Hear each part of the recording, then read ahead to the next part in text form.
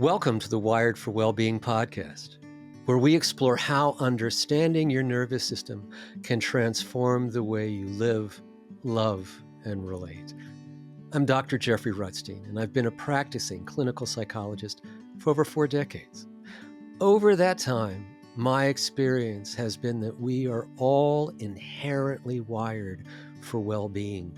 We all hold the keys to greater happiness, ease, and connection in our lives. However, we are not taught how to access these capacities. When you work with your nervous system instead of against it, life opens up with more compassion, freedom, and ease. Each week, we use real questions from listeners like you as doorways to explore how we each can work with our nervous systems, because while our stories differ, all of our nervous systems speak a shared language. If you'd like to leave a question, the number to call is in our show notes. I'm joined by my good friend and producer, Steve Lessard. Steve hasn't shared today's topic with me. I'm assuming he has something up his sleeve that he's going to share in a moment. Hi, Steve. Hi, Jeffrey. Hi, everybody. How you doing today, Jeffrey? I am very well, thank you. I'm glad you're here. Jeffrey, I'm going to break the format a little bit here of our podcast that we've been creating. I've probably listened to you and supported you in answering, 1,000 people's question. Maybe that's a bit of an exaggeration, but over hundreds of hours and hundreds of people's questions. Would you say that's accurate? Yes, I would. Yeah. Now, that script that I'm breaking today is I'm going to ask you a question. Great. So I'm going to move from support to participant. Okay, perfect. And I think this is going to be relevant for a lot of people because I see this as a theme in a lot of what you teach and what you share with people. I'm struggling right now because I'm being called to step forward in a way that is new, that is vulnerable, that's exciting, and that's uncharted and is bringing a lot of fear. And it's also bringing up a lot of like imposter syndrome. Like, who are you, Steve? Who are you to bring this forward? You couldn't possibly have anything that anybody would want to hear. So like that's happening. And there's also just my own self-doubt of like, can I do it? I don't know what to do. Can I do it? So Jeffrey, maybe you can help me find the question here because I realized I didn't ask a question. I just stated the stuff that I'm struggling with. Well, sometimes that's good enough, really, just to know where we are as a beginning, right? What you're aware of here is that there's 2 pulls. There's one pull to do this new thing. Is this a creative act, a business act, a relational act? What is it?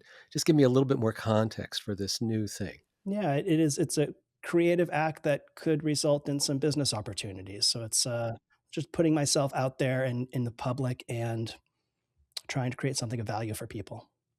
Beautiful. So there's an authentic desire in you to create an offer, all right? And what I've noticed that, and myself as well, the closer we get to that, the more, if we listen, the more we can sometimes hear our nervous system start having the background chorus of, should you? Is this really a good idea? You know, there's so many other qualified people. Who am I to do this? All that stuff. And so that kind of ricochet back into doubt is so common. And you were saying that, like stuff that you had maybe skirted with years ago, all of a sudden starts rising up in this again, like something that had felt like overcome, like feeling an imposter, right? A version of that too is for some people as they feel they pulled the wool over other people's eyes to get the job or to get the relationship. Yeah. They accepted me. They must not have seen what I was hiding. That was good.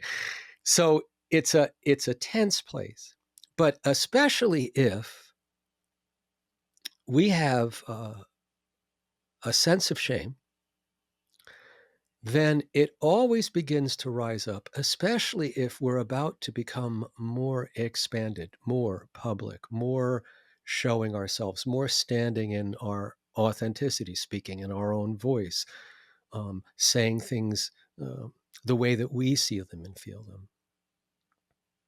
That with folks who have shame, there is this consistent voice in the background that will say, who are you? Who do you think you are to do this? And there's something to it. Like when you hear that, do you notice the collapse with it? Do you notice this feel when you feel that coming on? Yeah, absolutely. And right now, what are you doing with it when it's rolling in? How are you meeting it?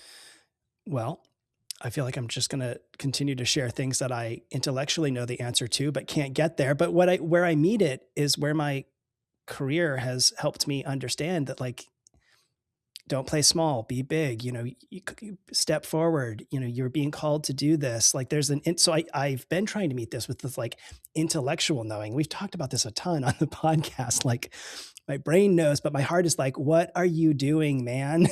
So I've been trying to meet it with that intellectual side, I think, in some way of like, okay, that's this thing coming up again. And that you know what that is, and you should be able to navigate this, Steve. Come on, why are you feeling this? Just get out there and do it. So I think that's one of the first places that I've gone to. And that's honestly, it's just my type as well. Like I'm in my head 98% of the day. I've got to remind myself to get in the body. So I also think that pattern is really common for me and probably for others. Right, absolutely. I think most of us try to go through our day using our mind to cut the water. I'm just going to get this done no matter what. Boom.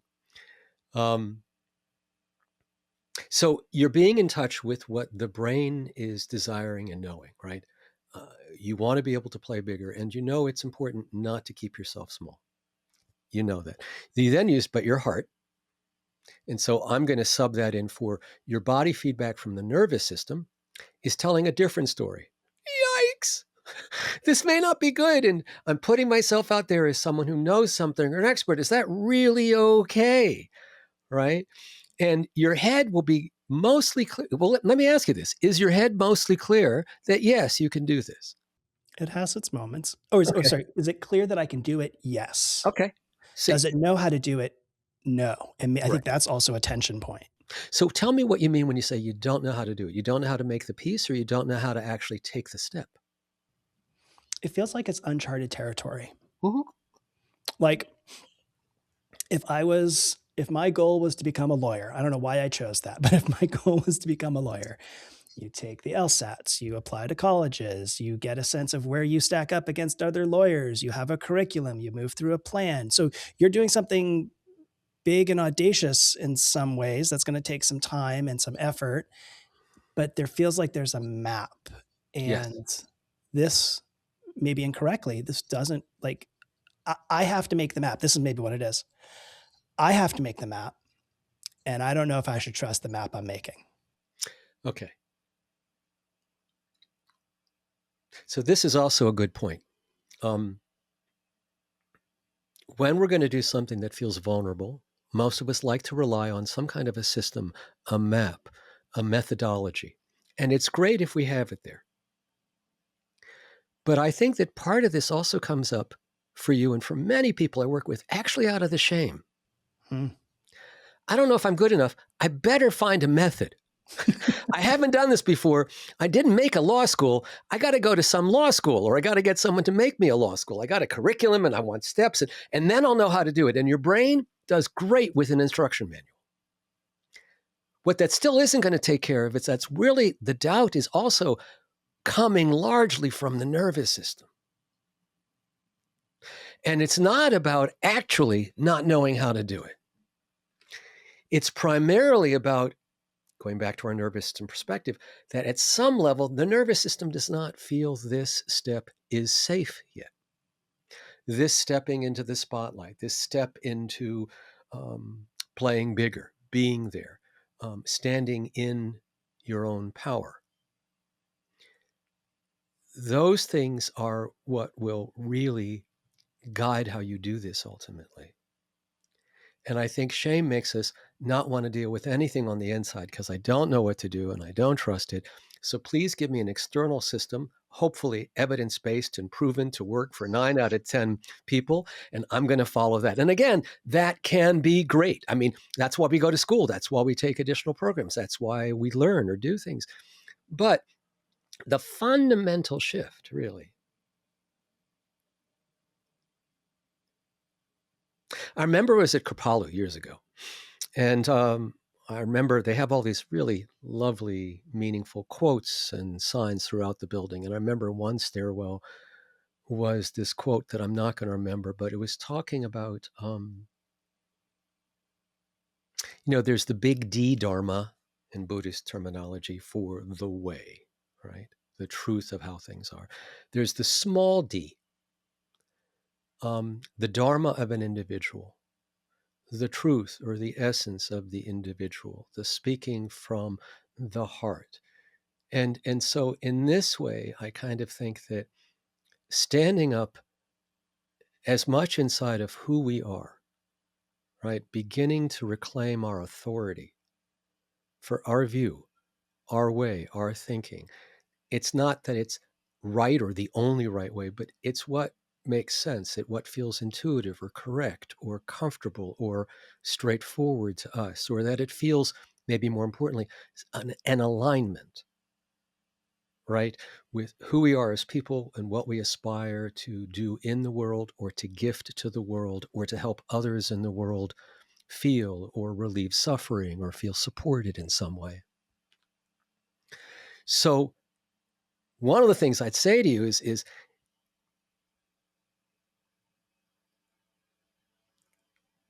it would be really helpful to lean more into the trusting of you.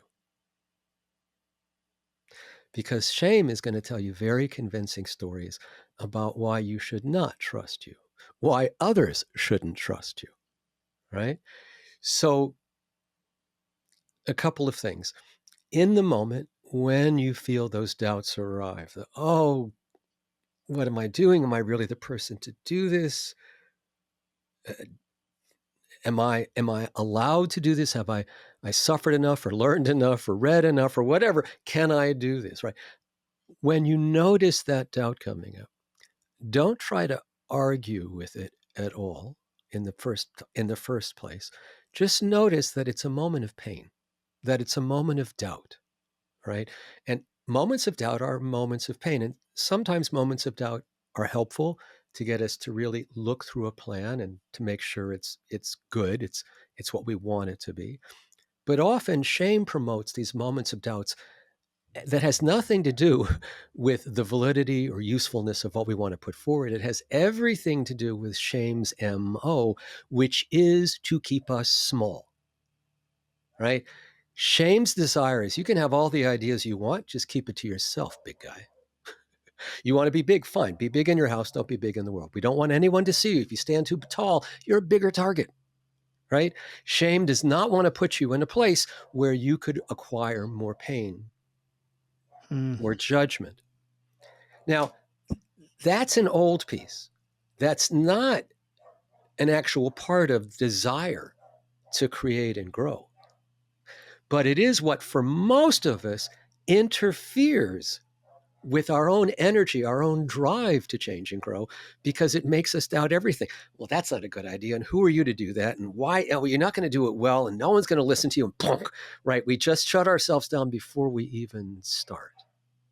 So as I'm saying this, right, what do you notice happening or not happening in you? I'm noticing, honestly, I noticed myself want to ask you another question Okay. What's that, that? and as I'm articulating it, I wonder if this is shame trying to prove to me that you're wrong. Sure. The question I wanted to ask is like, well, okay, but how did you know, Jeffrey, when you were ready to step into this teacher's seat? But as I say that, like, I realize like I'm looking for yet another external validation. Like something in me is being like, yeah, he's saying some good stuff, but like there's got to be like a method here. Like there's got to be like a checkbox that can you just share the checkbox with me, Jeffrey? That other Sure. stuff sounds like Sure. hard and scary and like, oh, don't worry, shame and fear and you're big enough. Like you just, so that's what I found myself trying to answer and wanting to ask you as I was listening to you talk about the ways that my Sure. nervous system is sabotaging this discussion. Right. So part of you is wondering too, well, like how how do we get there? And Is it an all or nothing slip, right? Mm. Shift. So, as I've mentioned to you before,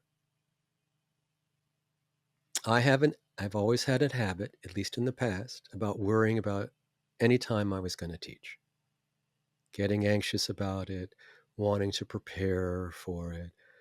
It was a lot of shame. But I wasn't seeing it as shame initially. I was just seeing it as a real desire to do excellent, to do really, really well, to give people quality value. And I would lose some sleep and twist some knots in my gut and spend a lot of time stressing. And then over time, I noticed that the part of me that starts teaching is not the same part of me. It's not coming from the same part of my nervous system. I'm more regulated when I teach. I drop into my body when I teach. I don't worry about all the things that I worried about for the days leading up to teaching. And it's happened so many times now that I have less and less of that loaded up front anticipatory worry. But there's a self in me, right, that still has a tendency to identify with shame. I understand that the shame stories are not true about me. But like you find, when they come up, they're very compelling because the way they drag our body into it. They drag us with that collapse feeling, that hole in the stomach or solar plexus, that curve and collapse in the neck and shoulders, this feeling drawn in. So it's not like we have to get rid of shame. We just have to see it for what it is, that this voice that's calling us back into being small and trying to use our fears of being shamed and judged as a support to get us to draw back in.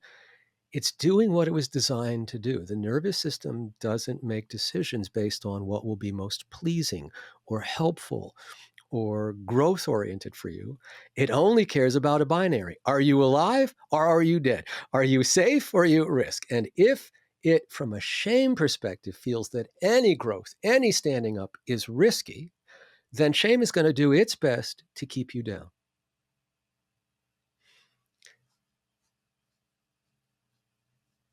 So I think part of this too is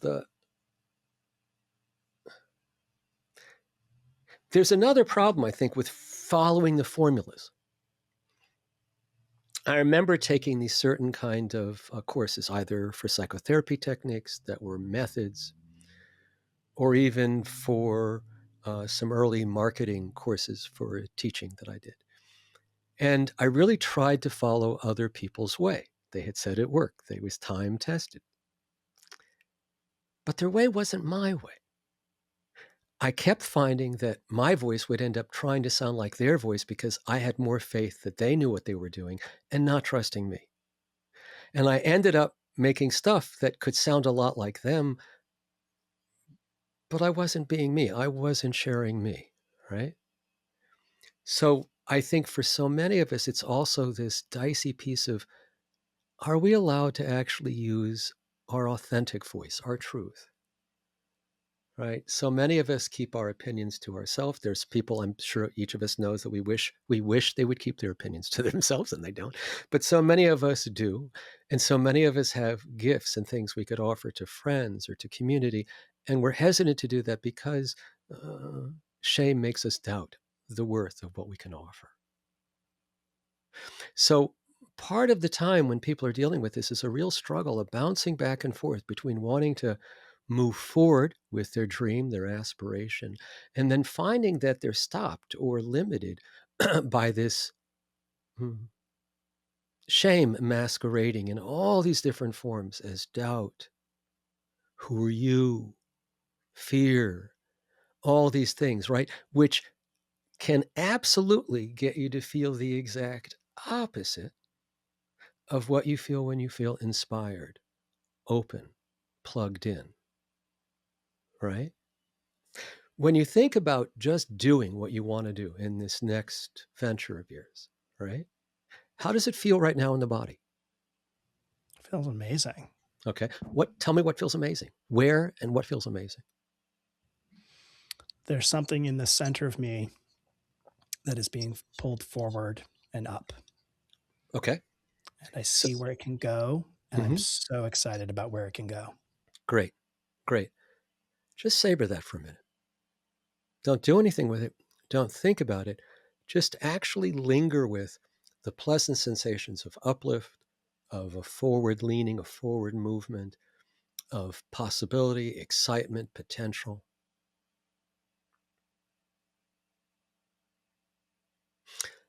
And then let me know when the first doubting thought comes in.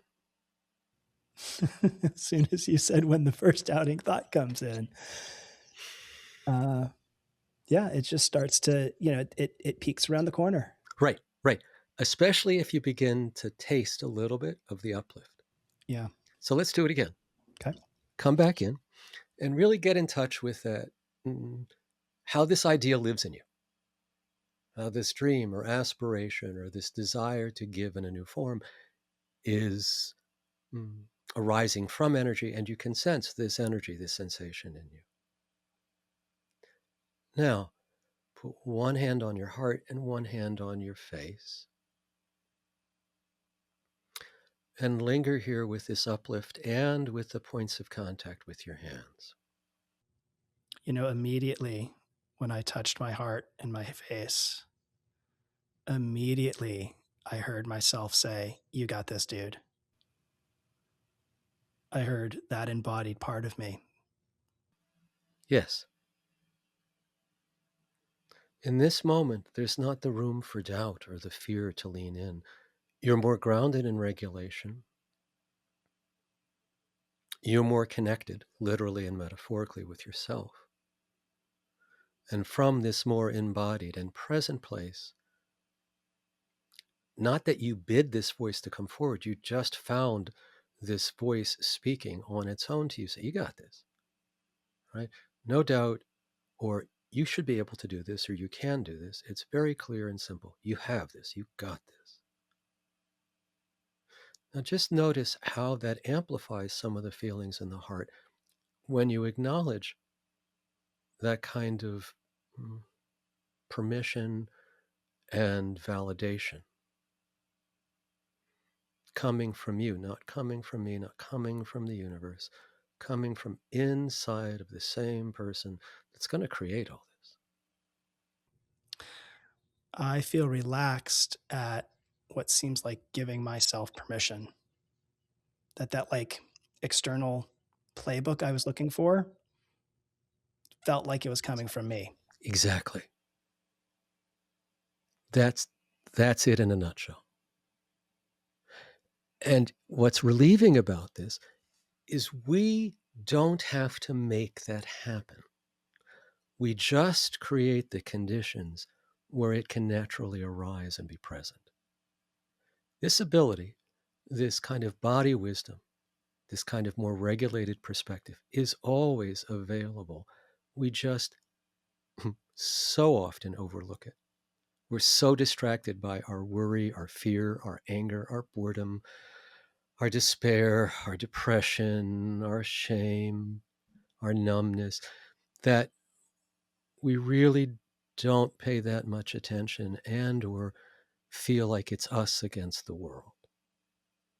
In this moment of heart-face connection, when you were already beginning to settle a bit into the feelings of the body, you could feel this shift, right?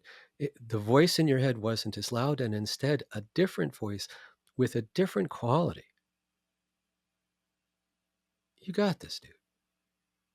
Simple and direct. In this moment, how do you feel about doing it? More empowered, maybe. Mm-hmm. More focused. More Note, confident. yes. Note that it's not necessarily having an answer like, oh, now I'm going to do this, this, and this, and this. That's not what's needed. Yeah. Because that's interesting. It isn't what's needed because no, I was looking for that. yes, I was looking for that. Show me the next step. What's the next step to do this? And I still don't have that. I have to make it, but I'm not totally freaked out now about making it. because it's going to come from you. and it's going to carry whatever it is you want to carry. You know, in the long program that we do, the 9-month program, we talk a bit about in the community and asking people to be aware of and mindful of how their state impacts other people's states, right? If I'm dysregulated, it's going to dysregulate you. If I'm regulated, it has a better chance to help regulate you. And, you know, so many of us associate a little bit of frenzy, a little bit of sympathetic fight or flight energy, which we need to persevere in the world. Some of us, I'm very guilty of this in the past too, jump up and take a huge bite out of massive fight or flight and have somehow fused that that's the way I get stuff done, is being like wound up like a cocaine monkey and just getting everything done. I can't do that anymore, but that certainly for the first half of my life was the driving force in getting stuff done. And it's such a relief and a liberation to know I can get stuff done without being in a frenzy, without being in turmoil, without having my stomach in a knot. I can actually move into accomplishing and doing without getting dysregulated. One of the things that came home for me that was really important to work on this for myself is here I am teaching people how to befriend their nervous system, find regulation, train their awareness and attention to find the always available inner sense of quiet. And yet I was making myself at times a maniac trying to prepare for these moments of teaching. And that irony wasn't lost on me, that it felt like I don't want to do it this way. This is wrong, right? I need to create as best I can from the place that I'm going to teach, not from my worried place about is it good enough. So bringing your awareness back, this time to your heart. Can you locate in your heart or around your heart a sense of this desire to offer something, create something? Can you just feel that there? Okay. Now, what I'd like you to do is see if you could keep your awareness in your heart. And can you also feel in your awareness the space in and around your head? I'm not asking you to pay attention to thoughts or objects. I'm asking you to pay attention to the sense of presence or absence, fullness or emptiness, movement or stillness that's in that region. And notice the same in the heart.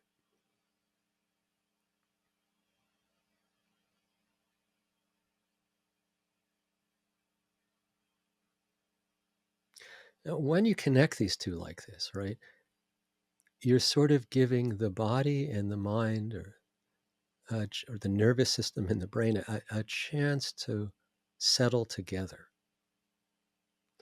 And from this heart and mind place, you're going to be more able to create or envision things that you can implement. But it's different than if it just comes from a straining, thinking mind. Okay, what do I do next? What is this good enough? I don't think that's good enough. We're out of our bodies when we do that, right? We're into debating it across other people's presentations or what this is or comparison. And that's going to wind us more up in sympathetic activation. It's going to also push our being more critical and judgmental of our own ideas. We can temper this by anchoring some of our awareness somewhere in the body. I find it very easy to sort of pull into my heart. And that's a place that I'm much more in touch with the deeper drives and feelings that animate me. But also, I feel like a main pathway in this world for me is through the heart versus navigating everything by my head.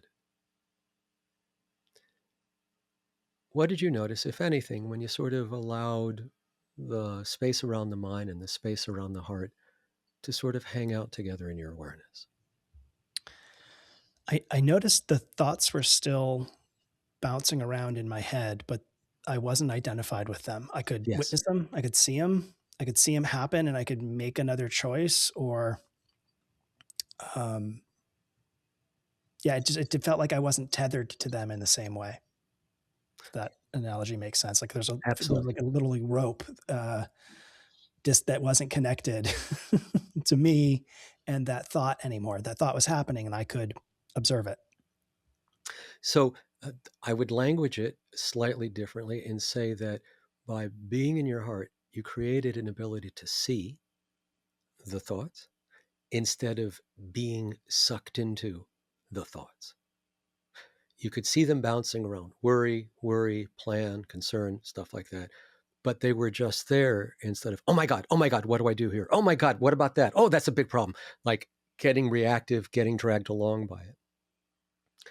That distance is what allows us to have toes in regulation, while we can also pay attention to things that could be potentially dysregulating, but we're a bit anchored or tethered, right?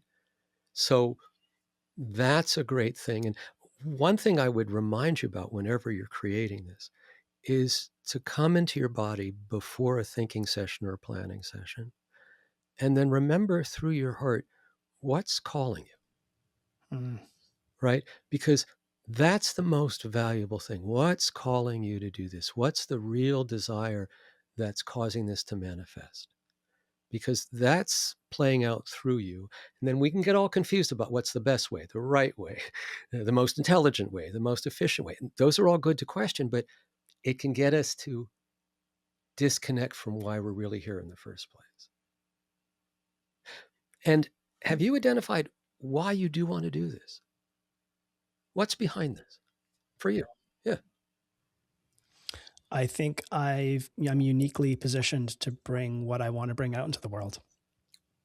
I think it is a culmination of, 48 years of Steve that has allowed me to see the world the way I do, and I love sharing it with somebody. I love sharing that with others and having them have a moment of awareness or recognition or joy from something I've offered them and help them. And yeah, I'm kind of waffling now, but it's everything about it feels aligned to me. Perfect. Perfect. So to me, like that's your personal dharma. That's the dharma of Steve, right? Is this teaching, this gifting, this sharing that you feel your life has evolved along a path that has put you in a position to really be able to see this, know this, share this. And you want to do it to help other people. Now, where I get confused for me at times is I'm so desiring to help other people that I naturally trip into my shame and assume that I'm going to screw that up. I'm not going to do a good enough job. And I don't think that my uh, forcing myself to work harder because of shame has helped me be a better teacher or therapist. Um, it does help me know how to worry really well. And I've probably eaten away a good part of my lifespan by spending a lot of it in that. But on the other side, um, you get to a point where you can clearly hear the voice and feel the energy behind it. Like the energy of what you want to offer is an expansive, uplifting energy. And the energy of not meeting and checking all the right boxes, or God forbid, checking the wrong boxes, is a very collapsing, shrinking, draining energy. Right? So if we can also stay in the body enough to notice when we're being pulled into that shrinking, that's where we can shift. Because when we start going down that road longer and longer, once we notice we're down that road, we're not doing ourselves any favors, right? You won't, if you start debating about it from that kind of shamed and judging place, you won't ever land on something to actually do. You'll think about it long enough over days till the state shifts, and then you're able to land on something. It's not because you've been, all right, it just took 21 hours of thinking. No, it doesn't. It just takes some time to get out of a stuck state, get a little bit more regulated. And when you or I or anyone is in regulation, we have more of a capacity, a wider view, a broader bandwidth to be able to see or create or find a flexible solution.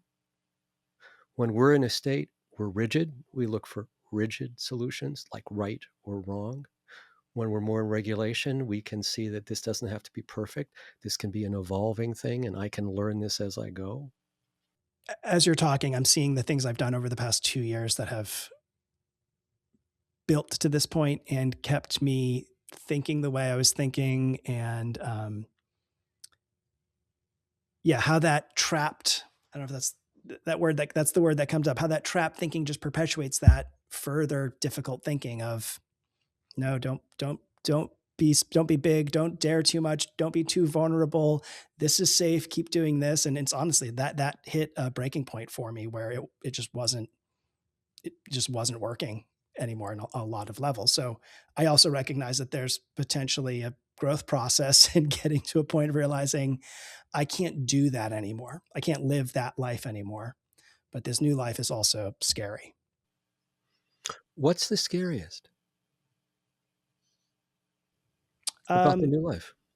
yeah, it's a good question. The vulnerability that I think I'm being called into, the ways that I'm feeling like I need to show up in new ways in my life around this project that I haven't fully stepped into. I haven't fully said, I am this person. And that step feels scary. You know, I think there's a lot in the like culture we're in now of putting yourself out on the internet and having the internet be the internet. Yes. That kind of sucks. Yeah. You know, you still have feelings when something that you've toiled over, someone barely paid any attention to and craps all over. That sucks, but that's part of it. And it just ties all the way back. Like I'm thinking of like, you know, like seventh grade Steve feeling like completely awkward and exposed and out there and like, what, I don't know how to do any of this. So just putting yourself out there, that feels scary. Yeah, it does. To actually be ourselves, right? That's not fully encouraged in this society, or in most, I guess. And especially if what we teach or what we embody is a little different, right? So it's also about like not becoming a different Steve, but feeling safer to show more of you, Mm. right? Because I don't think you're creating this for the persona for the public. It's more like you're allowing more of you to step in to do what you want to do. And again, that's an integrative coming together. And shame works by separating us and making us small. I want to get you to forget all about any strengths you have. I want you to focus on these 2 or 3 weaknesses or 17. And I want you to just stew in this, right? Forever, right? So this is the good fight. And I'm sure that many of our listeners have experienced this at some point or in a time or another. It's just that it's this, do we take the risk, And I mean, speaking of high school and junior high, I can remember a similar risk in taking and asking someone you liked out. Who am I to Horrifying. do this, right? So, Who am I to ask this person? What are they going to say? I'm not this person, and that person always does it better, and all these things. It's a similar feeling of rejection, disconnection, or worse, abandonment and criticism. And now, it's on a much more public stage than high school or junior high. Yeah. So, does this feel like it's offering clarity to you, or does something still feel unattended to? it still feels tender and it still feels a little elusive. So this feels like something to continue to return to and practice. So it doesn't feel resolved, which is probably a big ask in 40 something minutes. But it's feeling like I've got some felt thing to return to, that I recognized a lot of power in myself. And it feels like I've got a roadmap to continue to build this muscle of trusting that voice, of trusting what I've heard inside my body here today talking to you. Yes, returning to that again and again, giving yourself that sense that when you regulate, things look different. The world doesn't change, but how we're capable of seeing it expands. We're able to see more, get caught less. And you were using the word before, I think it was limiting. You know, one of the actions of shame is limitation. Limitation in what we can even conceive as possible for us or allowed for us, whether in work or relationship or financial status or where we live or whatever it is. It limits what we even can envision as a possibility, right? So shame could never help you envision how to get out in the world. It can't. It's not going to help you figure out what to do. It's going to keep you forever guessing. The part of you that can figure it out is the part of you that actually wants to do this. And then when you start wanting to do and get curious about, well, what can I do, right? What feels right?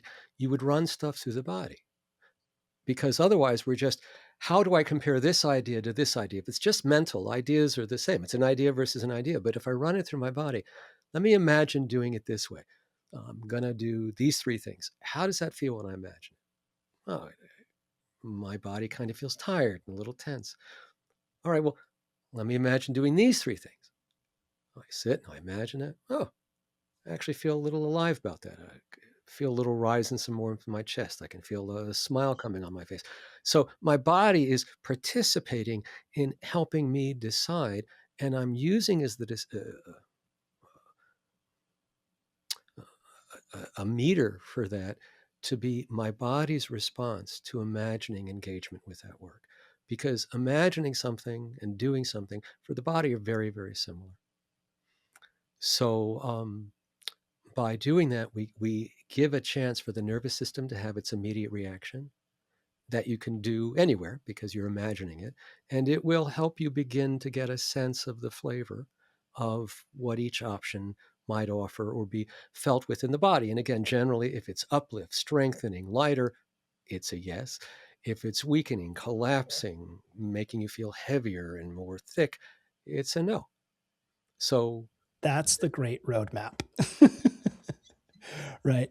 That's the roadmap. For me, that's the takeaway. Just remember to come into the body, and the body, once potentially you get to know it, has some information for you.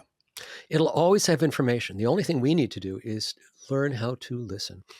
We learn how to pay attention to body tension and release and clenching, bracing, heat, these kinds of things. They let us know immediately, oh, this is what's going on in the nervous system. And it lets you know in that moment, it's working with you to help you decide what to do. But it's not going to offer helpful thoughts. It'll give you direct experiential communication. It'll give you feelings. You will sometimes get a body wisdom thought like, you can do this, dude. Other times, you'll just get the sensation of uplift, strengthening, or collapsing, going down. And again, just noticing those differences begins to help you tune into this system. So you can play with this about what to eat for dinner or lunch or a snack because it works the same with those things too. And the more you practice it with small decisions, the easier it becomes for larger ones. I love that. Yeah, Okay. It's going to yeah, help me figure out what to eat tonight. sure. So I really appreciate hijacking this episode in this way and changing the role that I normally play in the work we do together, and allowing allowing this question to come out into the space. And I do hope that I can only imagine the thing I struggle with in some form or another, a lot of other people struggle with too. And I Absolutely. hope it was also helpful for others to maybe see the, like, I didn't have a fully formed question. I kind of had a, like, this hurts. What is this? Right. And I don't know, maybe that's a path for some people. And I don't know, Jeffrey, if you can maybe speak to that a little bit and maybe bring us in for a landing on this. And on top of that, maybe if people have a half formed question in their mind, where to send it so that you can offer your insight and wisdom to them. Sure. So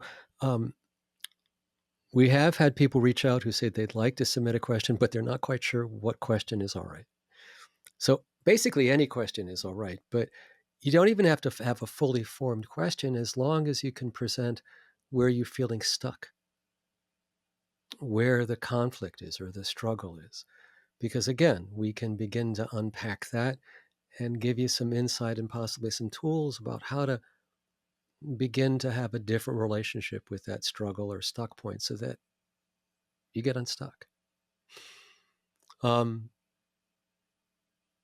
I I also really love that you brought this up because unlike with some of our calls, we also got to do some live interaction back and forth, so we could take it a little deeper and further than we can do in some of our calls. But I think that it's also really helpful to know, even in hearing you, that our struggles with shame and doubt are not proof of our inadequacy.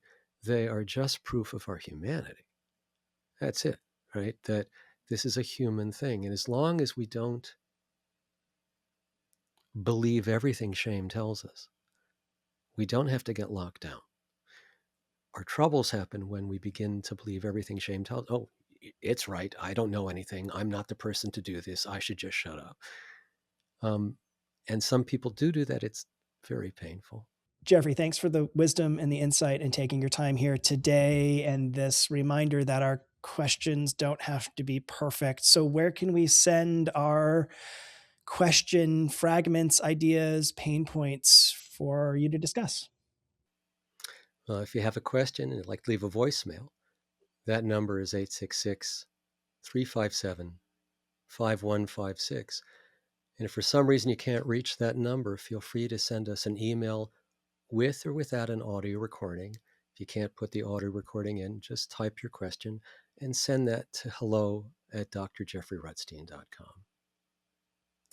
I'm also excited once again to say that registration is still opening, but will be closing soon for this year's 9-month deep dive in the Healing Trauma Program, where it's a really immersive experience in learning how to work with your nervous system and shift your life from struggle and pain to finding more ease, more connection. If you'd like to learn more about it, you can go to drjeffreyrutstein.com/links, and it will take you there. Thank you all for being with us today. And Steve, thank you so much for your question and your presence and your willingness to be vulnerable. Thank you. Yeah, and thank you, Jeffrey, for taking the time today. Remember, this podcast is for informational purposes only and isn't a substitute for professional mental or physical health care. If you're struggling, please reach out to a qualified healthcare professional. Thank you all again. Until next time. Bye for now.